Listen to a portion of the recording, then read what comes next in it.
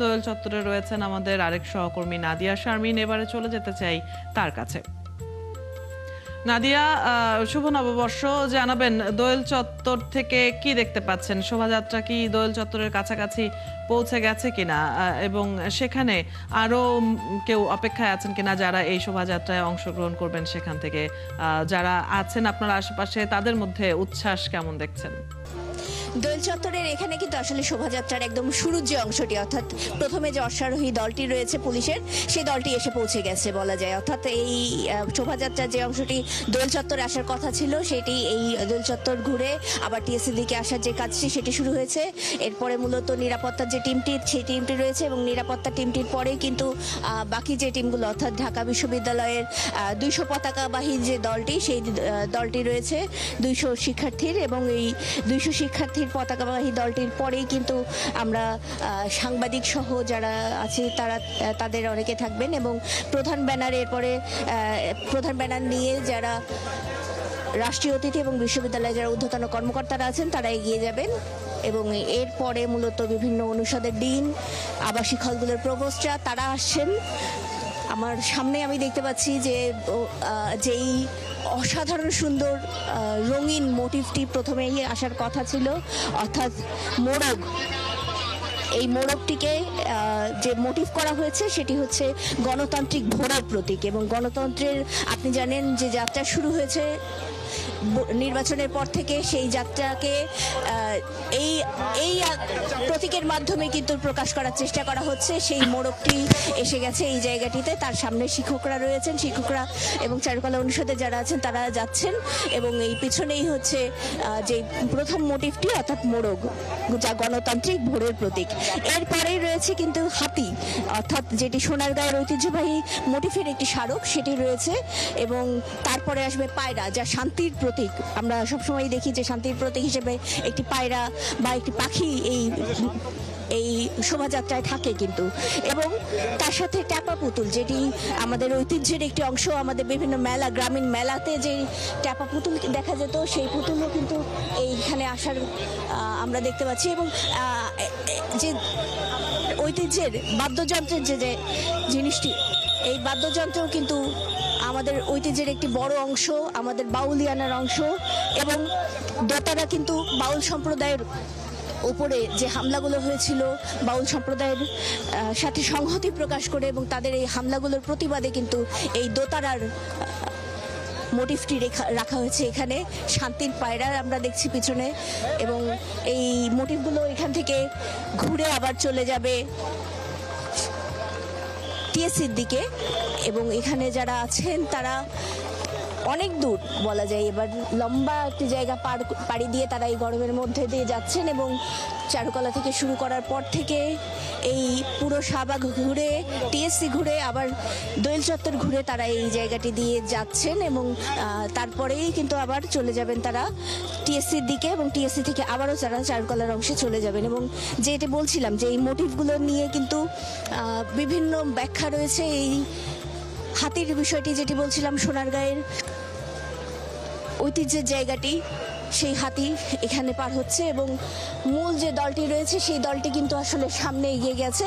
এই দোয়েল চত্বর পার হয়ে কিন্তু বাকি দলগুলো চলে যাচ্ছে অন্য অংশে, এবং দোয়েল চত্বরের অংশটি পার হওয়ার পরে আবার তারা টিএসসির দিকে যাবে।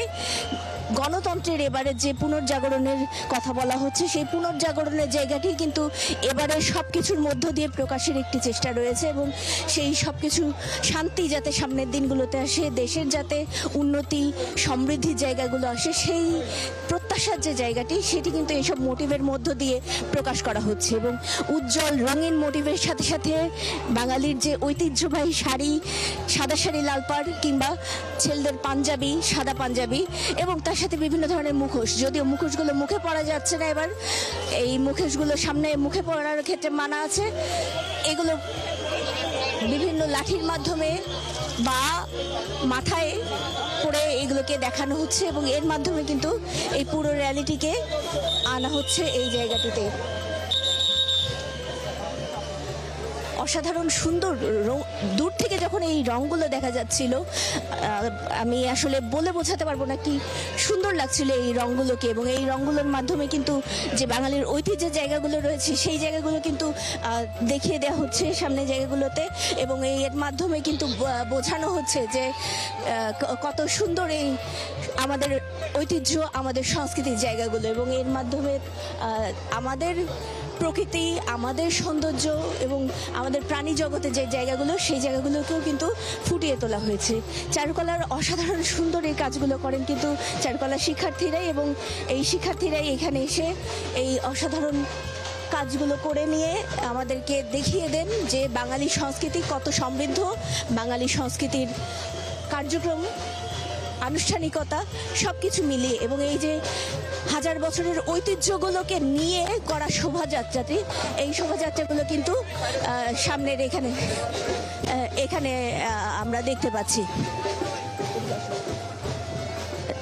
তো আমরা আসলে টিএসসির দিকে যাব এখন, যেহেতু এই পুরো টিমটি এগিয়ে যাচ্ছে এবং এর মাধ্যমে কিন্তু আমাদের আসলে শোভাযাত্রার পর্বটি শেষ হওয়ার কথা রয়েছে। আমরা দেখিয়ে দেওয়ার চেষ্টা করছি আসলে বিভিন্নভাবে তারা যে উদযাপনের কাজটি করছে সেটি।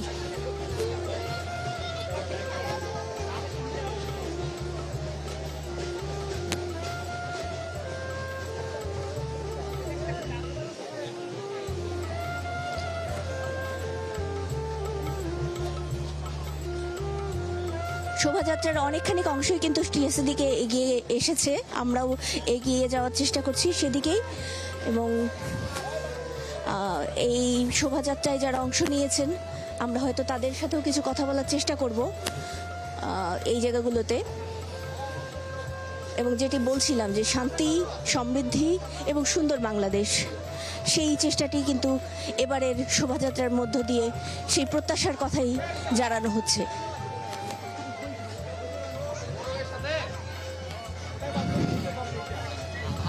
আমরা শান্তির পায়রার এই যে জায়গাটি দেখছি, শান্তির পায়রার মধ্য দিয়ে কিন্তু সেই শান্তির জায়গাটি, এবং যে মোরগকে দেখানো হয়েছিল সেই মোরগটি কিন্তু বোঝাচ্ছে যে আসলে কত সুন্দর করে এই গণতন্ত্রের ভোরের সূচনা হয়েছে। এবং এই গণতন্ত্রের ভোরের সূচনাকে তারা কিন্তু বোঝাচ্ছেন এই দিয়ে। এবং আমাদের ঢোল আরেকটি ঐতিহ্যবাহী জায়গা আমাদের সংস্কৃতির, এবং সেটির মাধ্যমে কিন্তু আমাদের যে সঙ্গীতের জগৎটি রয়েছে সেই সঙ্গীতের জগৎটিকে দেখানো হয়। এই আনন্দের, এই উচ্ছ্বাসের জায়গাটিও কিন্তু আমরা দেখতে পাচ্ছি এর অনুষঙ্গ হিসেবে রয়েছে। আমরা একটু দু একজনের সাথে কথা বলে আসার চেষ্টা করব।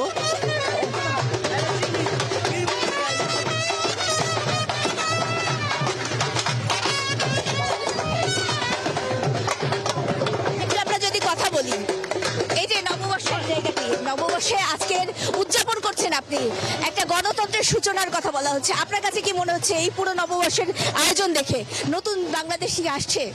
এখন যদি আমার পার্সোনাল এক্সপিরিয়েন্স বলি, আমি গত 7 বছর ধরে এখানে আসতেছি, তো আমার কাছে অলওয়েজই ব্যাপারটা জাস্ট উৎসবের জন্য। হ্যাঁ, এখন একটা ট্রানজিশন পিরিয়ড দিয়ে যাচ্ছে, সেটা একটা আলাদা ভালো লাগা, কিন্তু আমার জন্য নববর্ষ কিছু কিছু জিনিস মানে যেটা আলাদা একটা আছে, সেটা অলওয়েজ আমার মনে হয় এইটা উৎসবটা এরকম। Thank you. এখানে শুধুমাত্র যে নারীরা এসেছেন তা না, পুরুষরাও এসেছেন। দেখার চেষ্টা করি এই যে পুরুষদের নববর্ষের উদযাপনটি কেমন হচ্ছে আপনাদের জায়গা থেকে? প্রতিবারের মতন ভালোই। কোন মোটিভ? হ্যাঁ, বাঙালির কালচারকে তুলে ধরা হয়েছে, ভালোই লাগতেছে। শুনছিলেন বাঙালির আসলে যে সংস্কৃতির জায়গাটি তারা সেটা বোঝার চেষ্টা করছেন, এবং সেই বোঝার জায়গাটি তারা তাদের সন্তানদের মধ্যেও অনেকে ধারণার চেষ্টা করছেন। আমরা যদি একটু কথা বলে আসি যে আপনি তো অনেক বছর ধরে এই উদযাপনগুলো দেখেছেন, তো সেই জায়গা থেকে আসলে কি মনে হচ্ছে এবারে বিশেষত্বের জায়গা কি মনে হচ্ছে এবং কি রকম আনন্দের জায়গা? আগের থেকে আরো বেশি ভালো লাগতেছে, কারণ দেখা যায় এই দিনটার জন্য সবাই একটা অপেক্ষায় থাকে, বাঙালিরা বিশেষ করে, যে বৈশাখ আসবে আর এই শোভাযাত্রাগুলো উপভোগ করবো। এই জন্য আমরাও চলে আসছি প্রতিবারের মতোই। সে আগের চেয়ে ভালো লাগছে। হ্যাঁ, সবাই তো আমাদের শোভাযাত্রাটি একটু সামনে এগিয়ে গেছে, আমরা একটু এগিয়ে যাওয়ার চেষ্টা করছি এবং এই শোভাযাত্রার সাথে সাথে আমরা এগিয়ে যাওয়ার চেষ্টা করবো একটু টিএসসির দিকটিতে, যেখান থেকে চারুকলার দিকে চলে যাবে এই শোভাযাত্রাটি এবং তার মাধ্যমেই কিন্তু আজকের যে শোভাযাত্রার যে জায়গাটি রয়েছে অর্থাৎ বৈশাখী শোভাযাত্রার যে অংশটি রয়েছে সেটি শেষ হবে। এবার বলে রাখি, গতবার আনন্দ শোভাযাত্রা বলা হয়েছিল, তার আগের বার বলা হয়েছিল যে বৈশাখী তার আগের থেকে ছিল গত 35 বছর ধরে মঙ্গল শোভাযাত্রা নামে পরিচিত ছিল এটি, এবং এবছর কিন্তু সেটিকে বৈশাখী শোভাযাত্রা হিসেবে নামকরণ করা হয়েছে এবং এর মাধ্যমে বৈশাখের যে উদযাপন সেটিকে এবার ফুটিয়ে তোলার চেষ্টা করা হচ্ছে এবং বৈশাখের মূল জায়গাগুলো কিন্তু এবারের সংস্কৃতি, এবারের ঐতিহ্যের সব কিছু বিষয়গুলো কিন্তু এই জায়গাটির মধ্যে দিয়ে তোলা হচ্ছে এবং সব মিলিয়ে কিন্তু বলা যায় যে এই যে আয়োজনের জায়গাটি, এই রঙিন বর্ণিল আয়োজন, তার মধ্যে সাধারণ মানুষের যে অংশগ্রহণ, একেবারে ছোট শিশু থেকে শুরু করে নিয়ে বড়দের একসাথে অংশগ্রহণ এবং নিজের সন্তানদেরকে নিয়ে ছুটে আসা এই সংস্কৃতিকে চেনাতে এবং এই ঐতিহ্যকে চেনাতে, এর কিন্তু একটি অসাধারণ জায়গা রয়েছে। আমরা যদি একজন মায়ের সাথে কথা বলে আসি, একটু 2 সন্তানকে নিয়ে এসেছেন এই র্যালির মধ্যে এই গরমে, কি উদ্দেশ্য তাদেরকে? মানে আজকে হচ্ছে আমাদের বর্ষবরণ, বাঙালির প্রাণের উৎসব। তো 2 সন্তানকে নিয়ে এসেছি আমাদের সংস্কৃতির সাথে পরিচয় করাতে এবং একাত্মতা প্রকাশ করতে। আর আপনাদের মাধ্যমে আমি সবাইকে আজকে শুভ নববর্ষ জানাচ্ছি। শুনছিলেন আসলে যে সবার সাথে একাত্মতা প্রকাশ এবং তার সাথে সন্তানকে চেনানো। ছোট ছোট করে কিন্তু বিভিন্ন পরিবার এই জায়গাগুলোতে এসে ছবি তুলছেন, আনন্দ করছেন, র্যালিতে নেচে গিয়ে তারা তাদের মতন করে এই উদযাপনটি করছেন এবং নববর্ষের উদযাপনের একটি বড় অনুষঙ্গ হয়ে দাঁড়িয়েছে আমাদের এই বাংলাদেশে এই নববর্ষের এই জায়গাটি এবং এর মাধ্যমে কিন্তু বাঙালি যে ঐতিহ্য রয়েছে সেটিকে নতুনভাবে তার সাথে পরিচিত হওয়ার চেষ্টা করছে এবং তার সন্তানকেও পরিচয় করানোর চেষ্টা করছে। ছোট বড় নাদিয়া, আপনার মাধ্যমে আমরা দেখছিলাম আপনি র্যালির সাথে সাথে নিজেও এগিয়ে এসেছেন। আপনি যেমনটি জানাচ্ছিলেন যে শোভাযাত্রাটি এগিয়ে যাচ্ছে টিএসসির দিকে।